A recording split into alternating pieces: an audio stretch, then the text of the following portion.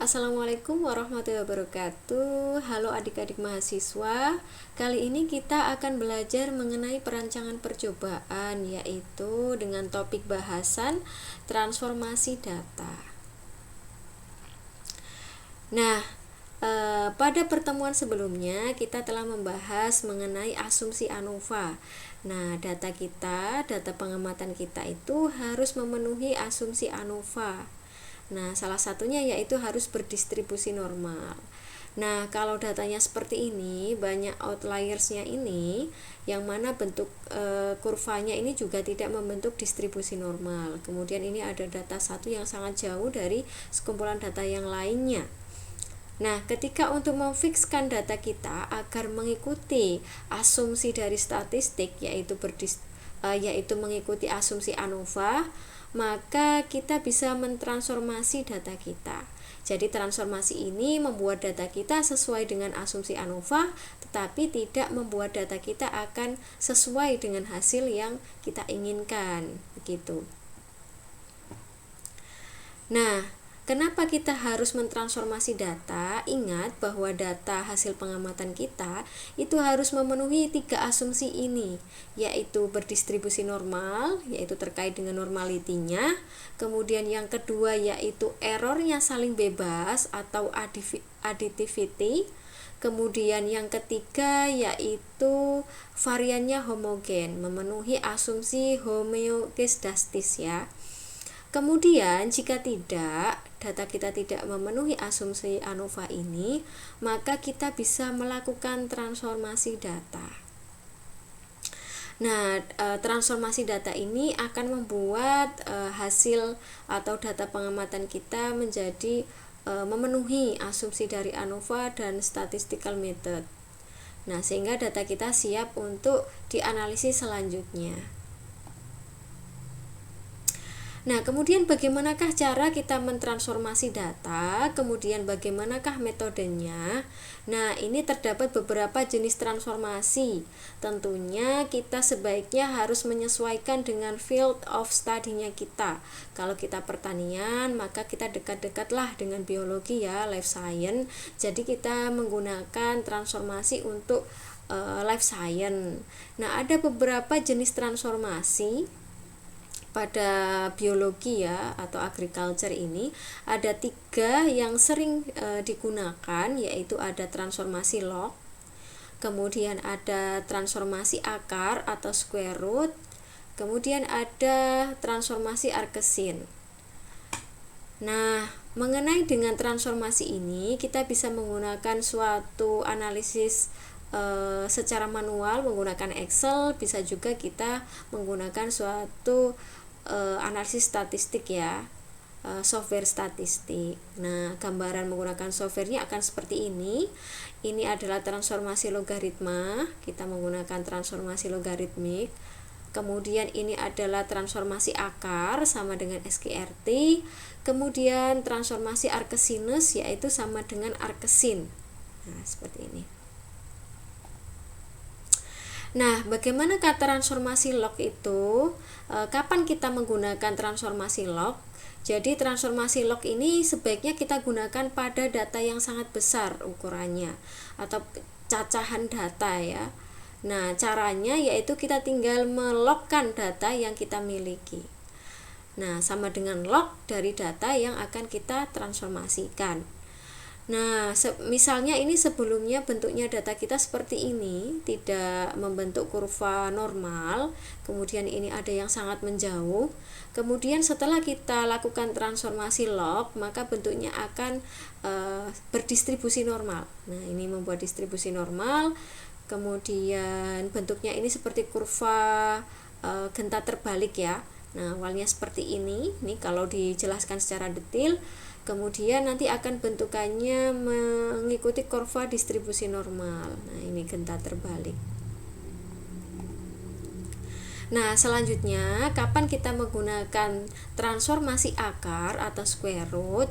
Jadi transformasi akar ini sebaiknya kita gunakan pada data penjumlahan atau perhitungan dari suatu sekumpulan data. Nah, misalnya kalau jurusan HPT maka datanya misalnya adalah bakteri, koloni bakteri pada suatu petri dish, kemudian bisa dengan generasi mutasi kalau dari pemulihan tanaman dan lain sebagainya. Nah, bagaimana caranya mentransformasi dengan akar? Ya, kalau menggunakan Excel maka gampang sekali, kita tinggal mengetikkan sama dengan SQRT begitu. Nah, ini rumusnya. Kalau square root maka data dari yang akan kita transformasi ini maka sama dengan akar dari data yang kita miliki, atau bisa juga dengan ditambah dengan konstanta tertentu. Nah, ini adalah gambaran sebaran data sebelum kita transformasikan. Nah, bentuknya seperti ini ya, belum membentuk kurva normal. Kemudian setelah kita transformasi menggunakan square root, maka bentuknya akan menjadi seperti kurva normal ini. Nah, kurva normal seperti genta terbalik. Nah, selanjutnya, kapan kita akan melakukan transformasi data menggunakan Arcsine? Nah, Arcsines ini biasanya kita gunakan pada data yang range-nya antara 0 sampai 1. Nah, kita tahu bahwa data yang range-nya 0 sampai 1 itu biasanya adalah proporsi, kemudian persentase, kemudian scoring. Nah, seperti itu. Biasanya kalau gaya berkecambah begitu ya dalam persentase, kemudian kalau yang HPT berarti dia men-scoring serangan penyakit. Dari pemulihan juga bisa seperti itu, misalnya akan men-scoring suatu tanaman, gejala tanaman yang resisten, yang susceptible, yang medium. Nah, itu di-score. Misalnya kalau 0 berarti daunnya bersih, hijau semua. Kemudian kalau 1 biasanya ada simptom pada daun pertama misalnya, dan seterusnya. Nah, data-data yang demikian maka bisa kita lakukan transformasi menggunakan Arcsines. Nah, bagaimana cara menghitung transformasi menggunakan Arcsines? Maka rumusnya seperti ini ya. X aksen ini data yang akan kita transformasi sama dengan Arcsine dari akar data yang akan kita transformasikan dari data yang kita miliki. Nah, ini adalah data kita setelah transformasi itu adalah sama dengan Arcsine akar dari data yang kita miliki. Kalau menggunakan Excel maka kita tinggal merumuskan sama dengan Arcsine atau menggunakan software statistik. Nah, untuk detailnya nanti menggunakan Excel akan kita bahas pada slide berikutnya. Nah, ini adalah cara melakukan transformasi data, bisa menggunakan manual, menggunakan Excel. Kalau teman-teman pengen simple ya, tidak harus download suatu software, kita bisa menggunakan Excel yang semua mahasiswa saya kira sudah bisa memiliki, semuanya memiliki Excel ya. Nah, ini simple dan mudah kita lakukan.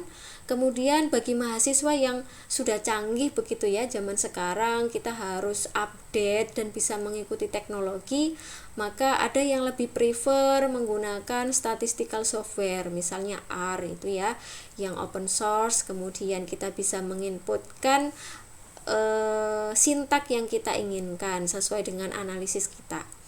Nah, kalau menggunakan Excel, maka kita tinggal menyusun data kita pada suatu sheet.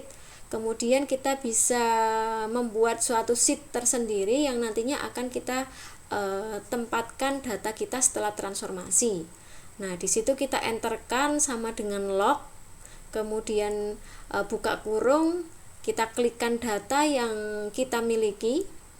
Misalnya ini di A2, kemudian tutup kurung dan enter. Nah, ini untuk transformasi yang logaritmik. Kemudian bisa juga rumusnya menggunakan sama dengan ln, buka kurung dari data yang akan kita transformasikan. Nah, kemudian kita juga bisa menggunakan akar. Nah, ini untuk yang transformasi square root. Maka di Excel kita bisa menginputkan rumus sama dengan SQRT, kemudian kurung buka data yang akan kita transformasikan. Nah, ini sangat simpel sekali ya. Mungkin teman-teman juga sudah familiar menggunakan rumus-rumus ini. Kemudian bagaimanakah untuk yang arkesin? Nah, untuk arkesin kalau menggunakan Excel maka kita tinggal memasukkan rumus sama dengan asin buka kurung SQRT, karena tadi asin dari akar data kita ya, SQRT dari data yang akan kita transformasikan. Nah, ini adalah cara simple menggunakan Excel. Terus bagaimanakah jika kita menggunakan software statistik? Nah, menggunakan software statistik ini kita bisa menginputkan data atau memanggil data kita, atau kita simpan di suatu sheet yang terpisah, begitu bisa, dan dipanggil datanya. Kemudian kita bisa memasukkan sintaknya, misalnya ini untuk yang log maka sama dengan log, untuk yang transformasi logaritmik kemudian sama dengan SQRT, untuk transformasi yang square root kemudian bisa juga dengan sama dengan arsin, ini untuk transformasi yang arsin. Nah, cara-cara ini mudah ya teman-teman. Untuk rumus-rumusnya saya kira sudah sangat familiar, tetapi yang perlu diingat adalah teman-teman harus mengetahui jenis data apa yang teman-teman miliki. Misalnya apakah data cacah tadi dalam jumlah yang sangat besar, ataukah data penjumlahan dari suatu koloni misalnya, atau penjumlahan dari suatu kumpulan data, kemudian ataukah range begitu ya, atau persentase dari 0 sampai 1 dan seterusnya. Jadi transformasinya adalah tergantung dari jenis data yang teman-teman miliki. Demikian materi transformasi yang dapat saya sampaikan. Kurang lebihnya saya ucapkan terima kasih dan mohon maaf apabila ada kekurangan. Saya akhiri. Assalamualaikum warahmatullahi wabarakatuh. Sampai jumpa di video selanjutnya.